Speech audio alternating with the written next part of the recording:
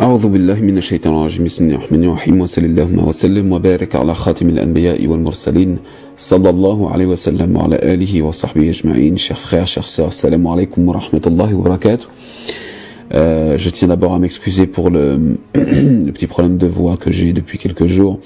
Donc je vais essayer d'être le plus clair possible, Inch'Allah, dans cette courte intervention qui va avoir pour thématique le problème et la maladie de la jalousie, qui est malheureusement, il faut le reconnaître, quelque chose de trop fréquemment vécu par un certain nombre de nos frères et nos sœurs, et particulièrement au sein de notre communauté, malheureusement. Donc nous allons, bi'idhnillah azza wa jalla, revenir sur 2-3 points essentiels dans cette courte intervention qui sera donc relative au danger de la jalousie. Tout d'abord, il faut rappeler bien évidemment que la jalousie se définit par le fait de souhaiter la disparition des bienfaits dont les autres ont été comblés. Il y a une mauvaise jalousie dans le fait, par exemple, de dire « Ah, mon voisin a une belle voiture, j'aimerais avoir la même ». Ça, c'est une chose qui peut être acceptable. La jalousie intervient malsaine.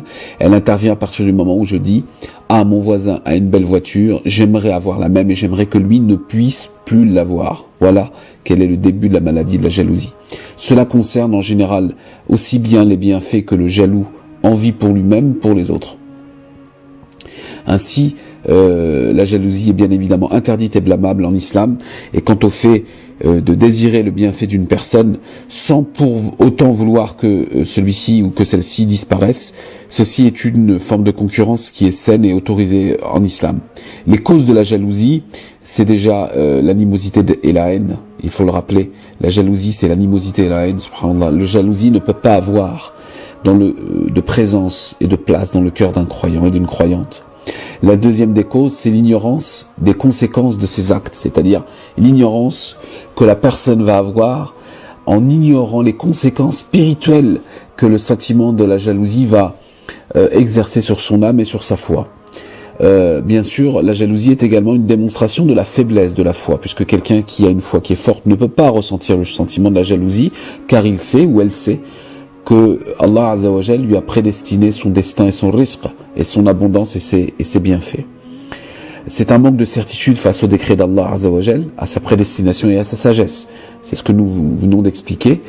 La jalousie correspond à un manque de foi, mais aussi à un manque de certitude.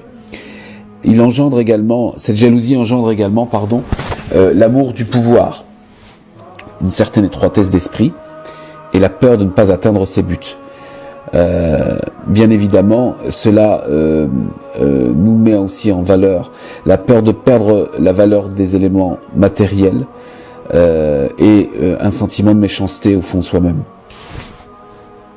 Le fait que les gens prennent l'habitude d'exhiber leurs biens et ne cessent d'en discuter, c'est la raison pour laquelle aussi la jalousie, elle est souvent répandue au sein des villes, des communautés, des villages parfois, car les bienfaits ils sont beaucoup plus visibles. Donc il faut aussi être discret et avoir une forme, je dirais, de vertu, une forme de retenue lorsqu'on contient des biens, lorsqu'on possède des biens qui sont liés à des biens de dunya.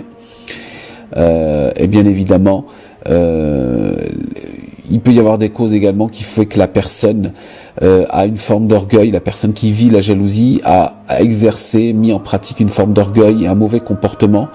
Lorsqu'elle a possédé, elle a été comblée des bienfaits, ce qui fait que cela va entraîner une attitude vis-à-vis des autres qui vont être une attitude à son égard de jalousie qui n'est pas légitime mais qui a trouvé sa source dans une forme d'ostentation. Alors très brièvement, pour vous donner quelques éléments, il faut demander à Allah Azza wa Jal que puisse jamais rentrer dans nos cœurs un sentiment de jalousie ou d'envie à l'égard de nos frères et de nos sœurs.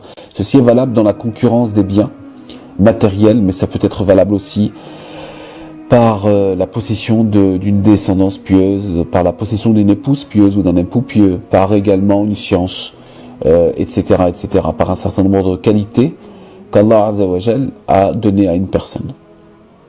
Il faut que le croyant réalise qu'en étant jaloux, il conteste la prédestination d'Allah Azza wa Jal. Donc ça, il faut être conscient de par sa foi que c'est une contradiction de la foi. Quelqu'un qui est jaloux ne fait pas partie des vrais croyants parce que la communauté des vrais croyants, elle souhaite le bien pour son frère. Et ça, c'est une condition mentionnée dans plusieurs hadiths du prophète sallallahu alayhi wa sallam.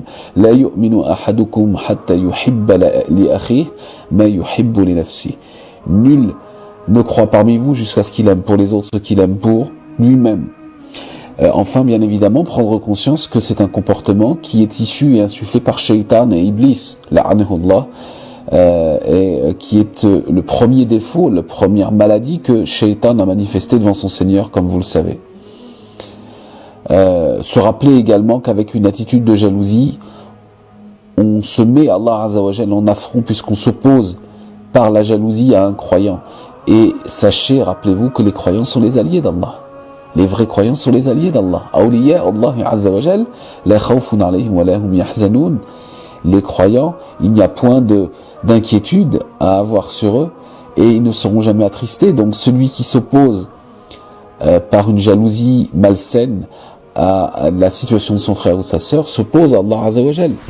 Bien évidemment, le croyant et la croyante, l'envieuse doit faire preuve de miséricorde envers sa personne, envers la personne qui l'envie. En effet, c'est une maladie qui engendre des séquelles qui sont peu agréables à vivre pour la personne qui finalement vit la jalousie ou qui la met en action, telles que l'angoisse, le regret, la dépression et l'insatisfaction perpétuelle, subhanallah.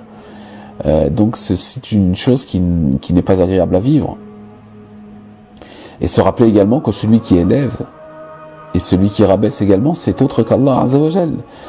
Donc c'est une chose qui est importante. Se rappeler également que chaque âme ne quittera jamais ce bas monde qu'après avoir reçu la destination et la subsistance, excusez-moi, qu'Allah Azza wa Jal lui a prédestiné, après que celle-ci ait atteint son terme. Il faut aussi se rappeler le châtiment d'Allah, se rappeler que la jalousie est la cause de beaucoup de mal sur terre, que la jalousie est finalement une victoire de l'ego sur soi-même. Comprendre qu'en manifestant de la jalousie, on n'obtiendra jamais d'autre que l'humiliation, le blâme et la honte. Et bien évidemment, se rappeler, subhanallah, qu'il faut craindre Allah Azza wa Jal, qu'il faut respecter ses limites, qu'il faut chercher sincèrement refuge auprès d'Allah contre Satan le maudit et contre le mal de l'envieux lorsqu'il envie. Wa min sharri hasidin idha hasad. Il faut lire fréquemment le Coran, mon frère, ma sœur, pour extirper cette maladie de nos poitrines et de nos cœurs, évoquer avec abondance Allah Azza wa Jal, chercher protection par le biais de nos invocations quotidiennes et patienter face au mal de l'envieux.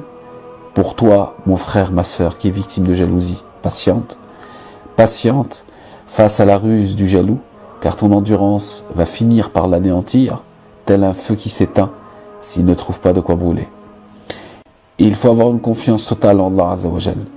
Ne pas se préoccuper de l'envieux, ne pas penser à lui en faisant et faire en sorte de l'oublier à jamais. Il faut le plaindre et faire dua pour lui.